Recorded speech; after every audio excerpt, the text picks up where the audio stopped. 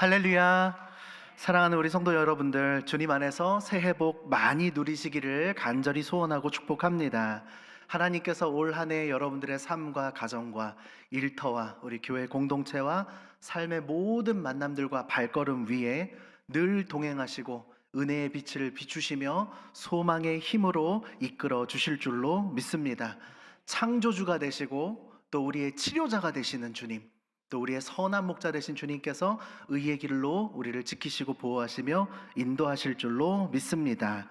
이렇게 새해 포부를 맞이하며 소망으로 주님을 바라보는 우리들이지만 우리 마음에는 여전히 2025년도 작년 한 해가 아직 다 지워지지 않고 다 지나가지 않고 남아 있을 때가 있습니다.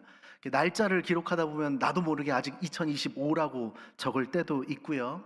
작년 한 해 동안 내가 바라고 목표했던 이 목표를 다 이루지 못했을 때 실패감, 또 실망감, 또 아쉬움들이 남아있기도 합니다.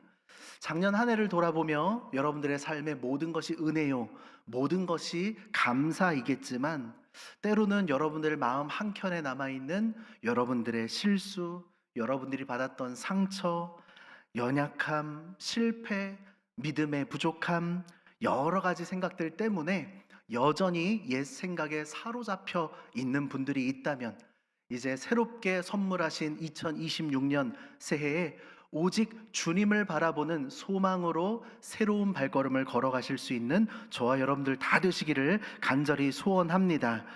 매번 넘어지고 매번 다시 또 일어서려고 노력하지만 또 자빠지고 또 결단하지만 또 무너지는 것 같은 삶의 여정들 가운데 다시 시작할 수 있을까?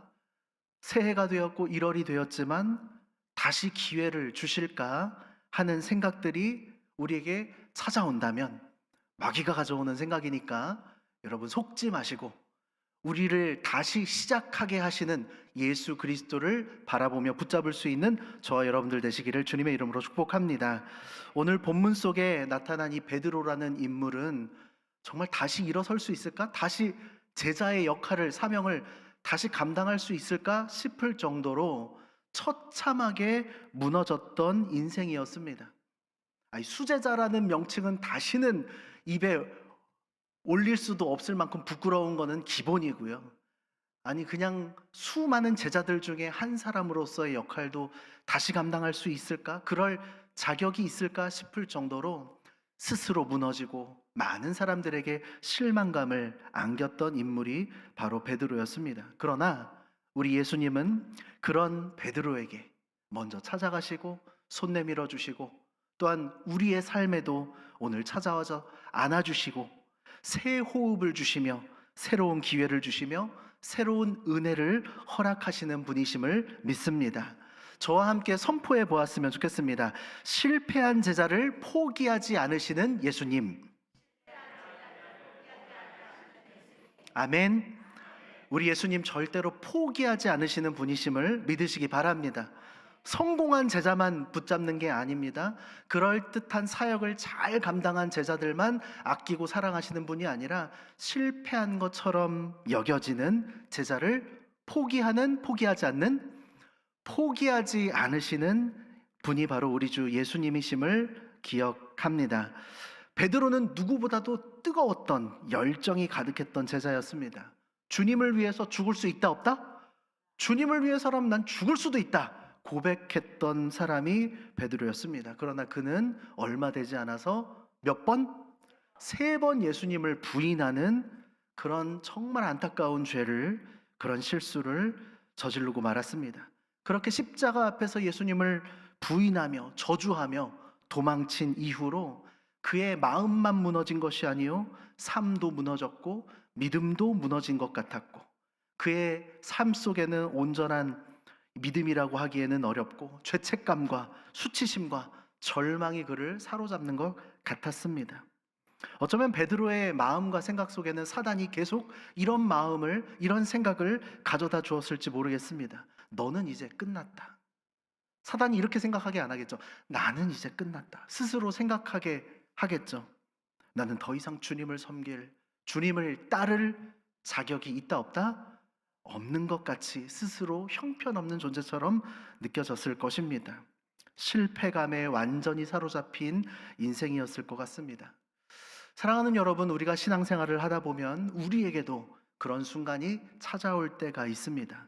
믿음의 길을 걷다가 실수하기도 하고 넘어지기도 하고 하나님 앞에서 참 부끄러운 모습 때문에 주저앉고 포기하고 싶어질 때가 있습니다. 그런데 놀라운 사실은 무엇입니까? 인생의 가장 밑바닥까지 내려갔던 것 같은 그 베드로를 찾아오시고 또 사랑으로 손 내밀어 주시고 일으켜 세워 주시는 분, 다시 그 처참하게 무너졌던 베드로를 놀라운 능력의 일꾼으로 삼으셔서 수천 명이 주님 앞에 돌아오는 복음의 사도로 사용하시는 분, 그분이 누구라고요? 우리 주 예수 그리스도라는 사실을 기억하시기 바랍니다. 베드로가 대단한 게 아니에요. 베드로가 이렇게 교만하지 않을 수 있었던 이유가 있습니다. 왜 나한테 그러세요? 나는 아무것도 아닙니다. 예수님께 그 모든 영광을 돌릴 수 있었던 이유는 바닥까지 자기의 처절한 죄성을 보았기 때문입니다. 무너져 보았기 때문입니다. 내가 조금도 높아질 수 없는 존재라는 사실을 처절하게 깨달았기 때문에 그는 예수님께서 그를 통해서 놀라운 기적과 이적을 사용하실 때에도 그 모든 영광을 예수 그리스도께로 돌릴 수 있었던 것입니다. 우리는 우리 자신을 포기하고 싶어질 때가 있을 것입니다. 그러나 기억하십시오. 예수 그리스도께서는 우리를 끝까지 포기하지 않으시며 우리를 향한 기대와 하나님의 비전을 끝까지 품고 계시는 분이심을 믿으시기 바랍니다. 여러분 삶에 무너지고 실패한 것처럼 느껴지는 시간들이 있습니까? 그런 사건들, 그런 순간들이 있으십니까? 자신에게 실망하며 혹은 무너져버린 환경에 절망하며 몸과 마음과 삶의 시간들이 괴로움 가운데 머물러 있는 것 같은 순간들이 있으십니까? 우리는 그 시간들을 도망치고 싶고 포기하고 싶고 정말 절망할 수밖에 없는 연약한 사람들이지만 끝까지 포기하지 않으시고 우리를 향해서 끝까지 꿈꾸고 계시고 일으켜 세우시는 주님을 바라보며 그 손을 붙잡고 일어서시는 한 해가 되시기를 간절히 바랍니다. 오늘 본문 속의 베드로의 상황은 말씀드린 것처럼 모든 것이 다 무너져 버린 것 같은 아주 초라한 모습이었습니다. 우리가 잘 알고 성경에서 자주 보았던 베드로의 모습이 아닙니다. 우리가 생각하는 베드로 어떤 모습입니까? 의기양양한 모습, 아주 성격이 급하고 불같고 주님을 위해서는 목숨도 바치겠다고 호기롭게 얘기했던 자신만만했던 모습, 힘과 열정과 능력으로 가득 찼던 그 베드로의 모습이 다 사라져 버린 것 같이 이제 힘이 다 빠지고 축 어깨가 처져 있는 듯한 모습이 오늘 요한복음 21장에서 우리가 이렇게 느낄 수 있는 베드로의 현재 모습입니다. 자신감도 없어요. 힘과 열정도 없어요. 뭔가 이렇게 기가 다 죽어 있는 듯한, 기운이 다 빠져 있는 듯한 그런 모습. 예루살렘에서 큰 실패를 맛보았죠. 예수님을 부인하고 십자가를 도망쳤죠. 그리고 갈릴리로 다시 돌아왔습니다. 그리고 예전처럼 다시 물고기 잡으러 가야겠다 얘기하면서 오늘 물고기를 잡다가 밤이 맞도록 수고했지만 성과가 있었나요? 없었나요? 없었던 그 자리. 뭐야, 이것도 안 돼? 이거는 내가 평생 해와서 이거는 내가 잘할 줄 알았는데 이것도 안 되네. 기운이 날 수가 없는 그러한 상황 가운데 예수님이 오늘 찾아오셨다는 것을 우리가 기억해야 할 것입니다. 여러분 한번 같이 생각해 보았으면 좋겠습니다. 베드로가 왜 예루살렘에서 다시 갈릴리로 돌아갔을까요? 어떤 목사님들은 예루살렘에서 큰 실패를 맛보고 그냥 다시 고향으로 돌아갔다, 그냥 예전의 삶으로 다시 돌아간 것이다 라고 설교하시고 말씀하시는 분들도 있습니다. 왜 그렇게 설교하시는지 그 마음과 베드로의 상황이 충분히 이해가 됩니다. 말씀드린 것처럼 예루살렘에서 느꼈던 베드로의 죄책감, 절망감, 나는 실패한 제자라는 그 예수님이 정말 12제자들 중에서도 수제자, 그 그룹, 항상 데리고 다니던 그룹이 있잖아요. 변화산에도 데리고 가고 중요한 순간들마다 늘 데리고 갔던 그 자리에 함께 했던 베드로. 남들이 보아도 본인이 생각해도 예수님의 최고 수제자는 나인데 그 삶이 완전히 무너져 버린 것 같은 절망감으로 가득했던 베드로의 삶이 있었습니다. 그러니까 적당히 실수를 크게 한 게 아니라 공개적으로 반복적으로 맹세하며 예수님을 저주하고 부인했던 사람이 바로 베드로였습니다. 베드로가 십자가 사건 이후에 부활의 소식을 들었을 때 그의 마음이 어땠을까요? 여러분, 기뻤을까요? 자기가 해놓은 행동들이 있는데, 예수님 앞에 저지른 정말 파렴치하고 정말 그런 자기의 실수들이 있는데, 부활하신 예수님의 소식을 들었을 때 베드로가 진정으로 기뻤을까요? 아니면 찝찝하고 불안하고 두려웠을까요? 요한과 함께 그 빈 무덤을 향해 믿지 못하며 달려갔던 베드로, 무덤 안을 샅샅이 살펴보아도 예수님을 찾을 수 없었습니다. 뭔가 이 찝찝한 마음이 계속되었습니다. 아마 베드로는 예루살렘에 더 이상 머무를 수가 없었을 것입니다. 제가 베드로여도 예루살렘은 정말 절망과 실수와 실패와 비참한 죄의 현장이었기 때문에 얼른 고향으로 돌아가고 싶었을지도 모릅니다. 부인의 현장, 그 닭 울음소리, 자기가 무너졌던 그 순간들, 예수님을 저주하고 막 나는 진짜 모른다라고 말할 때 예수님과 눈이 마주치던 그 정말 괴로운 순간들, 더 이상 예루살렘이라는 도시에 남아있지 않고 싶었을 것입니다.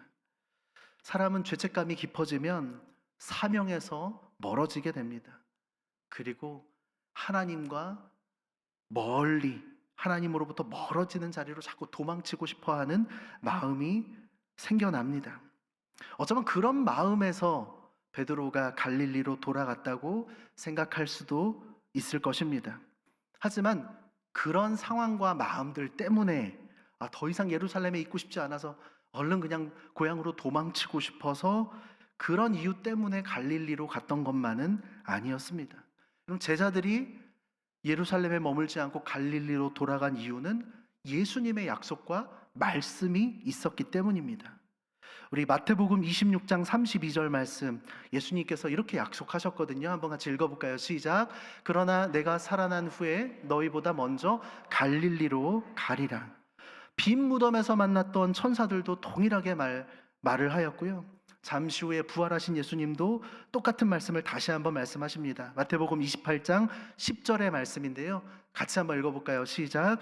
이에 예수께서 이르시되 무서워하지 말라. 가서 내 형제들에게 갈릴리로 가라 하라. 거기서 나를 보리라 하시니라. 예수님께서 갈릴리로 가라 말씀하신 거예요. 그래서 물론 도망치고 싶은 마음도 있었겠지만 주님의 말씀을 의지하며 갈릴리로 제자들은 이동했을 것입니다.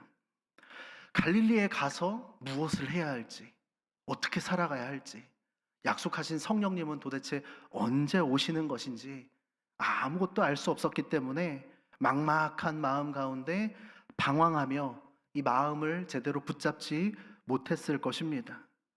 예수님이 약속하신 보혜사 성령님을 그래도 기다리며 두려움 속에서, 막막함 속에서 살아가고 있었던 베드로. 하지만 삶의 방향과 능력을 잃어버린 그런 모습들 가운데에서 베드로가 오늘 고백하는 것이죠. 나 물고기 다시 잡으러 갈 건데 너네는 어떻게 같이 갈래? 제자들이 같이 갑니다. 나는 다시 물고기를 잡으러 가노라 고백하는 이 베드로의 고백 속에는 수많은 생각과 상황과 또 마음들이 녹아져 있었을 것입니다.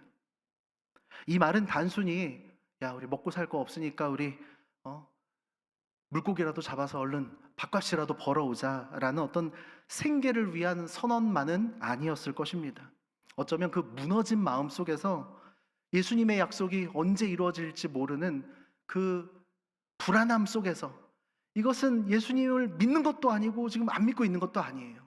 어쨌든 말씀을 의지하고 기대하며 갈릴리까지 왔지만 그렇다고 해서 그들이 믿음으로 충만했던 것도 아님을 우리는 성경을 통해 보게 됩니다.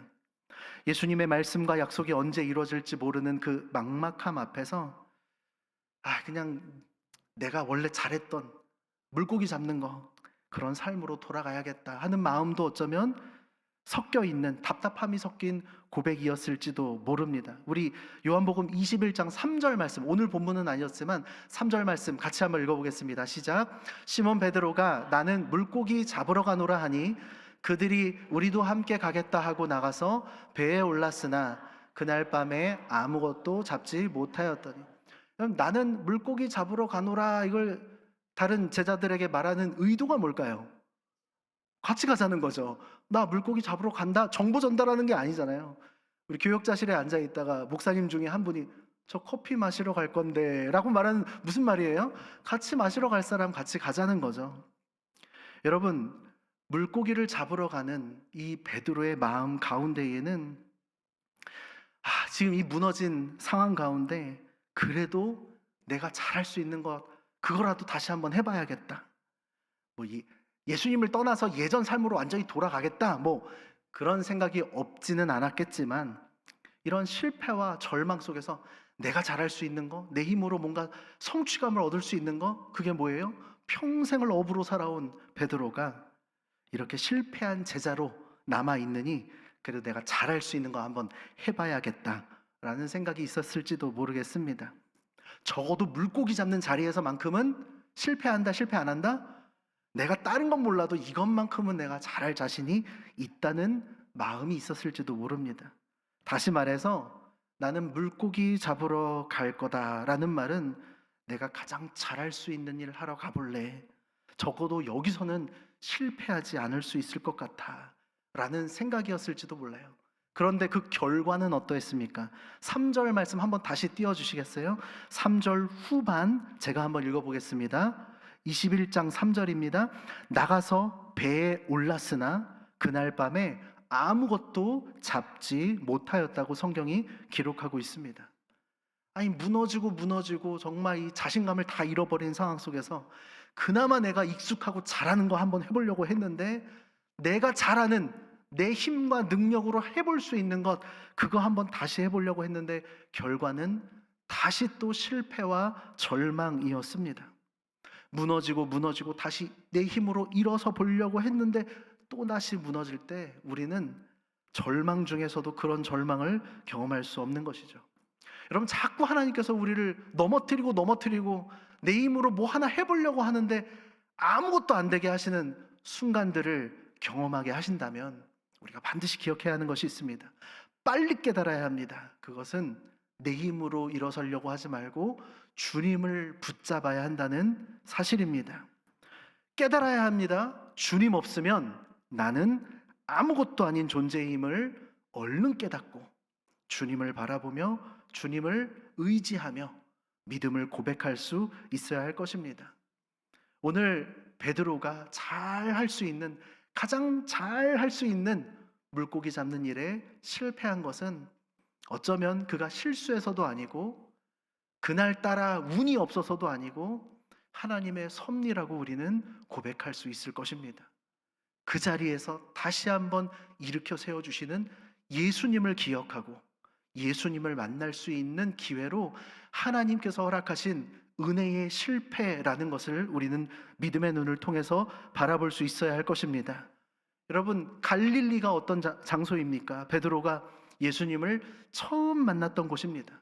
오늘 본문처럼 예수님을 처음 만났던 그날도 밤새 수고했지만 물고기를 하나도 잡지 못했던 날이었습니다.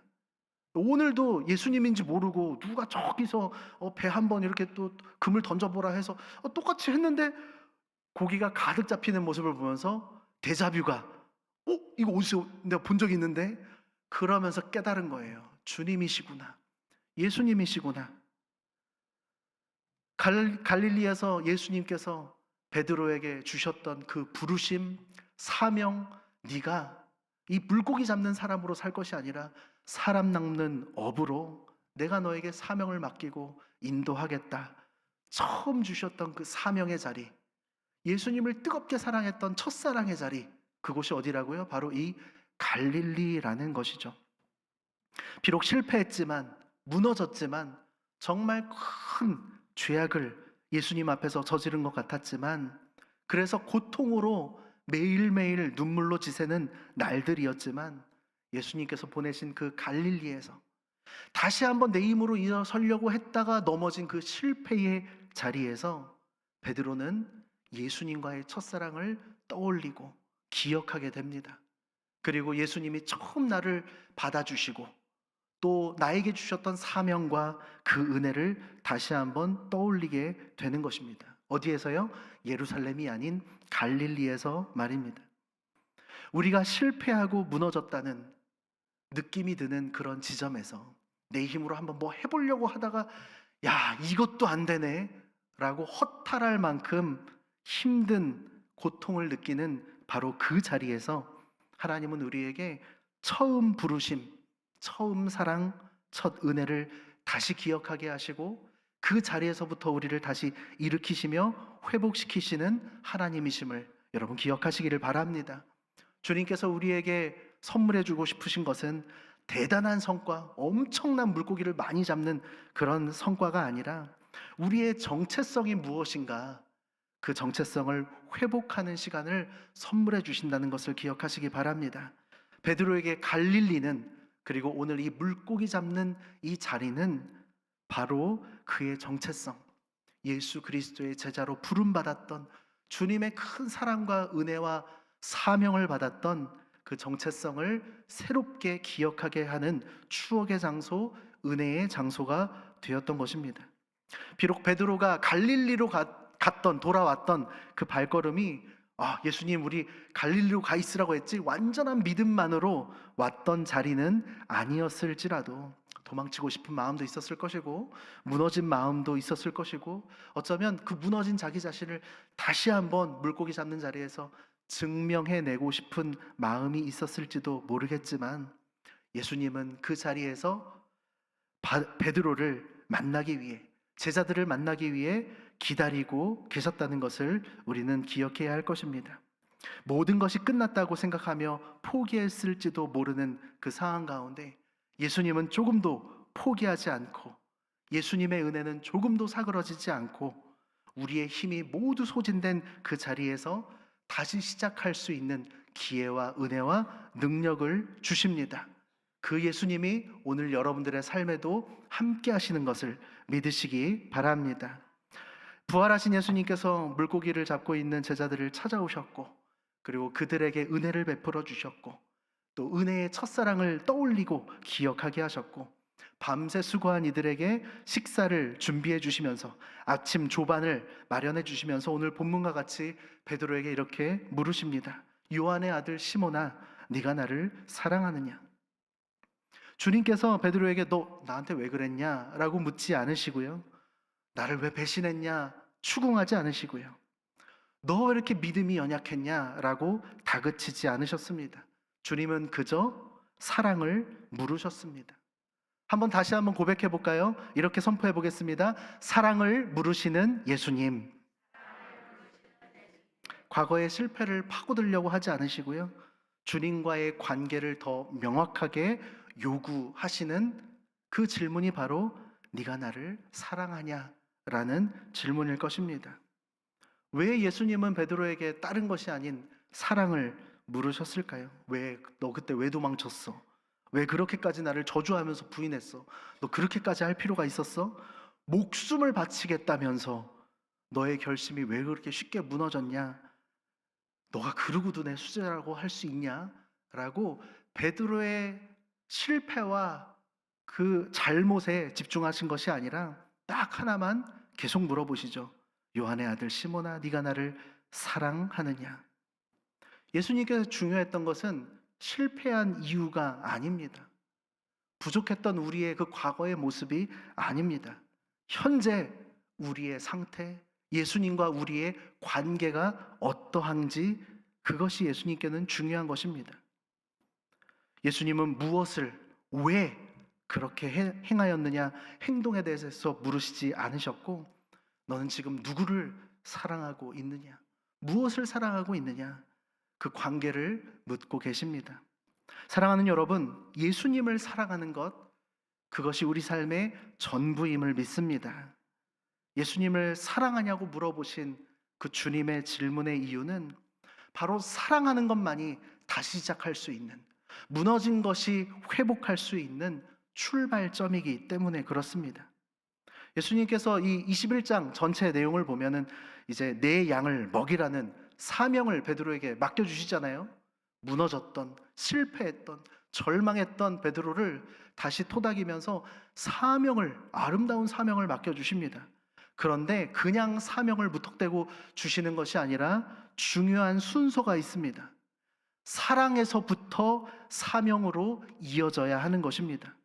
관계에서 사역으로 연결되어야 하는 것입니다. 은혜에서 헌신으로 이어져야 하는 것입니다. 사랑 없는 사명은 무거운 짐이 될 수밖에 없습니다. 사랑이 회복되지 않는 사명은 언젠가 또다시 무너질 수밖에 없습니다. 베드로가 왜 무너지고 실패했다고요? 열심이 없어서가 아니에요. 열정이 없어서가 아니에요. 예수님을 향한 그 열심은 진정한 사랑이 아닌 자기 확신으로 주님을 따랐기 때문입니다. 예수님을 통해서 내가 높아지기를 원했고, 내 노력과 내 의와 내 가치관과 나의 혈기로 주님을 따르고자 하다가 실패하고 무너졌던 것입니다. 그 당시에는 예수님께서 베드로에게, 그 혈기왕성하고 열정으로 가득했던 베드로에게, 네가 아직 나를 따라올 수가 없다, 나 있는 곳에 네가 올 수가 없다, 자신을 따르지 못할 것이라고 말씀하십니다. 요한복음 13장 37절, 우리 화면을 통해 같이 한번 읽어볼까요? 같이 읽어보겠습니다. 시작. 베드로가 이르되 주여 내가 지금은 어찌하여 따라갈 수 없나이까? 주를 위하여 내 목숨을 버리겠나이다. 열정으로 주님을 따르겠다고 이렇게 혈기왕성했던 베드로에게, 너 아직 나 못 따라와. 아니 어째서요? 내가 목숨도 바칠 수 있는데요. 여러분, 이 목숨을 바치겠다는 고백이 사랑의 고백처럼 들리십니까? 사실은 자기 확신과 나 이렇게 멋진 제자예요 주님, 자기 자랑의, 자기 신뢰의 한 모습이었습니다. 그래서 예수님은 오늘 베드로에게 물어보시는 거예요. 그렇게 실패하고 무너진 베드로에게 너 아직도 나를 사랑하느냐? 그때는 아직 준비가 안 됐었는데, 그래서 네가 나 못 따라와 라고 말씀하셨던 것인데, 십자가 앞에서 처절하게 실패를 경험하고 내 힘과 능력, 모든 경험 다 쏟아부었지만 실패하고 또 실패한 그 낮아진 베드로에게 너 나 사랑하니? 예 주님, 제가 주님 사랑하는 거 아시잖아요. 준비가 되었다고 느끼는 예수님께서 나를 따라와라, 드디어 사명을 맡겨주시는 것이죠. 사랑하는 여러분, 주님을 사랑한다는 것은 경쟁이나 비교가 아닙니다. 베드로는 어찌 보면 내가 제일 주님을 사랑합니다, 나만큼 뛰어난 제자가 없을 것입니다, 아마 그런 혈기 어린 고백으로 주님을 따랐을지도 모릅니다. 그런데 이제 오늘 예수님께서 놀라운 사명을 맡겨주시기 전에 다시 한번 베드로에게 그 사랑에 대해서 진짜 사랑인지 물어보십니다. 자기 확신과 자기 신뢰로서 나를 따르겠다는 것인지, 아니면 정말 나를 사랑하는 것인지. 우리 15절 본문의 말씀 한번 같이 읽어볼까요? 15절입니다. 시작. 그들이 조반 먹은 후에 예수께서 시몬 베드로에게 이르시되 요한의 아들 시몬아, 내가 이 사람들보다 나를 더 사랑하느냐 하시니 이르되 주님 그러하나이다. 내가 주님을 사랑하는 줄 주님께서 아시나이다. 이르시되 내 어린 양을 먹이라 하시고. 이 사람들보다 내가 나를 더 사랑하느냐? 여러분, 과거에 베드로가 예수님을 몇 번 부인했죠? 3번 부인했죠. 오늘 예수님이 베드로에게 몇 번 사랑하냐고 물어보시죠? 3번 물어보십니다. 과거에 했던 그 베드로의 고백처럼 예수님도 다시 한번 진짜 나를 사랑하는지 똑같이 물어보시는 것 같습니다. 베드로가 예전에 어떻게 고백했었냐면, 마태복음 26장 33절 한번 띄워주시겠어요? 제가 한번 읽어볼게요. 베드로가 대답하여 이르되 모두 주를 버릴지라도 나는 결코 버리지 않겠나이다. 비교하죠. 다른 사람들 다 버려도요, 저는 달라요. 주님, 저는 안 버려요. 그렇게 의기양양했던 베드로에게 오늘 예수님 다시 물어보시는 거예요. 15절 말씀에 네가 이 사람들보다 나를 더 사랑하느냐? 늘 비교하는 속에서 경쟁적으로 사랑을 고백했던 이 베드로에게 그거 다 필요 필요 없다. 그냥 이 순간 너와 나, 우리 둘만 놓고 생각해 보자는 거예요. 네가 나를 사랑하느냐고 진심 어린 사랑을 요구하시는 것입니다. 사랑하는 여러분, 예수님 앞에서의 우리의 헌신과 사랑과 섬김이 다른 이들과의 경쟁이 아니라 우리 개인의 신앙 고백이 되기를 간절히 바랍니다. 다른 상황, 환경, 다른 주변 시선들 바라보지 마시고 전심으로 주님을 바라보며 사랑을 고백하는 그 섬김으로 나아가는 저와 여러분들 되시기를 간절히 바랍니다. 16절 말씀도 한번 같이 읽어보겠습니다. 16절입니다. 시작. 또 두 번째 이르시되 요한의 아들 시몬아 네가 나를 사랑하느냐 하시니 이르되 주님 그러하나이다. 내가 주님을 사랑하는 줄 주님께서 아시나이다. 이르시되 내 양을 치라 하시고, 말씀드린 것처럼 베드로가 3번 부인했기 때문에 예수님께서 왠지 3번 물어보시는 것 같습니다. 3번 사과해라 라고 말씀하시지 않으시고 3번 사랑을 물으시고 고백하게 하신 후에 그 후에 베드로에게 아름다운 사명을 맡기십니다. 여러분, 회복이란 무엇입니까? 누군가를 다시 일으켜 세우는 것은 무엇입니까? 너 옛날에 이거 잘못했었지. 너 이거 다시는 이런 실수하지 마. 계속 그 과거의 잘못을 캐내는 것이, 과거를 반복하는 것이 회복이 아니라 은혜를 반복하는 것이 회복이 되는 줄을 믿으시기 바랍니다. 예수님의 오늘 질문은 과거를 캐내는 질문이 아니라 과거를 덮으시는 은혜의 질문이었습니다. 네가 나를 사랑하느냐? 예수님께서 저와 여러분들에게 오늘 물어보시는 줄로 믿습니다. 네가 나를 사랑하느냐? 다른 사람 시선, 또 다른 상황들, 형편들을 떠나서 정말 네가 나를 사랑하느냐? 오직 이 사랑만이 우리를 은혜로 인도하며 우리를 은혜로 다시 일어서게 하는 능력이 되는 줄을 믿습니다. 오직 예수 그리스도의 사랑과 은혜가 우리를 회복시키시며 다시 시작할 수 있도록 일으켜 세우시는 능력이 됨을 믿습니다. 마지막으로 함께 고백해 보겠습니다. 은혜로 다시 서게 하시는 주님. 그렇게 예수님께서 3번 주님을 부인했던 베드로에게 3번 사랑을 물으시고 내 양을 먹이라 말씀하십니다.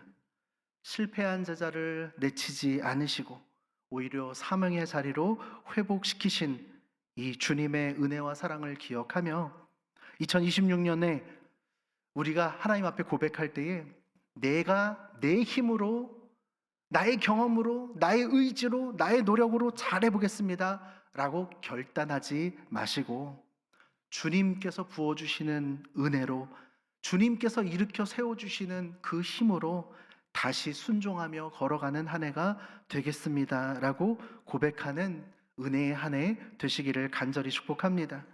우리 안에 여전히 부족함이 있을지라도, 지난날의 상처와 죄책감과 아픔이 남아있을지라도 주님은 다시 기회를 주시고 다시 우리를 부르시고 다시 세워주시는 줄로 믿습니다.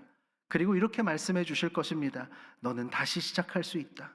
나는 여전히 너를 사랑한다.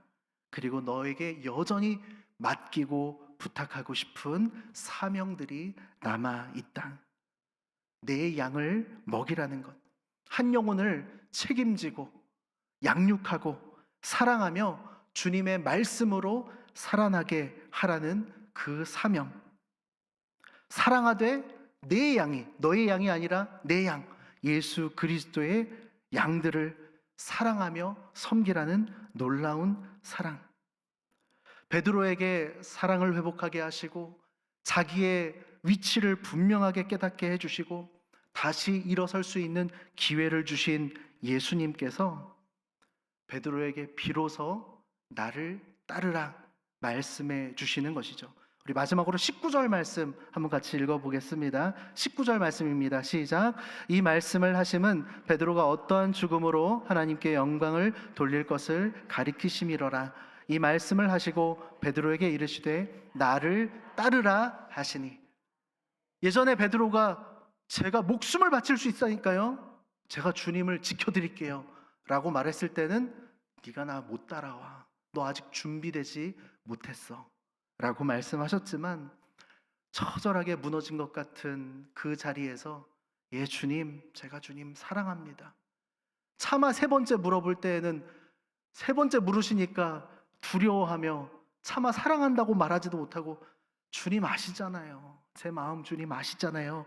라고 고백하는 의기소침해 있는 것 같은, 모든 것이 무너져 있는 것 같은 작고 작아진 그 베드로를 향해서 이제 준비됐구나. 나를 따르라 말씀하시는 예수님의 음성을 우리는 보게 됩니다. 베드로의 인생은 여기에서부터 다시 시작되는 줄로 믿으시기 바랍니다. 그를 통해 초대교회의 놀라운 역사들을 하나님께서 일으키셨습니다. 베드로가 대단하고 완벽해서가 아닙니다. 그 안에 온전히 주님을 향한 사랑이 싹 튀어 났기 때문입니다. 우리의 삶도 마찬가지입니다. 우리가 더 대단해지는 것이 주님의 목표가 아닙니다. 우리가 더 대단한 성과를 이루는 것이 주님의 비전이 아닙니다. 주님의 비전은 우리가 작년보다 올해 더 겸손하게 주님을 의지하는 것이 바로 주님의 목표입니다. 주님의 꿈이 무엇입니까? 내 힘으로 할 수 있다는 생각을 철저하게 없애버리고 주님 없이는 나 아무것도 할 수 없어요. 오직 주님을 사랑하는 마음으로 올 한 해 더 살아가게 하여 주시옵소서 고백하고 결단하는 마음이 우리에게 있기를 간절히 소원하는 분, 그분이 바로 예수 그리스도인 줄로 믿습니다. 사랑하는 여러분, 올 한 해 이렇게 고백하는 해가 되기를 간절히 바랍니다. 주님, 나는 연약했지만 예수님의 은혜 때문에 다시 시작할 수 있는 새 은혜의 해를 선물 받았습니다. 감사합니다, 주님. 나는 넘어졌었지만 예수님 때문에 다시 걸어갈 수 있는 은혜를 선물 받았습니다. 주님 손 붙잡고 다시 걸어가겠습니다. 나는 부족하지만, 여전히 나는 넘어질 수 있는 부족한 사람이지만 내가 아닌 오직 예수 그리스도 안에 소망과 능력이 있음을 믿습니다. 주님, 나를 붙잡아 주시옵소서. 예수님은 우리를 결코 포기하지 않으십니다.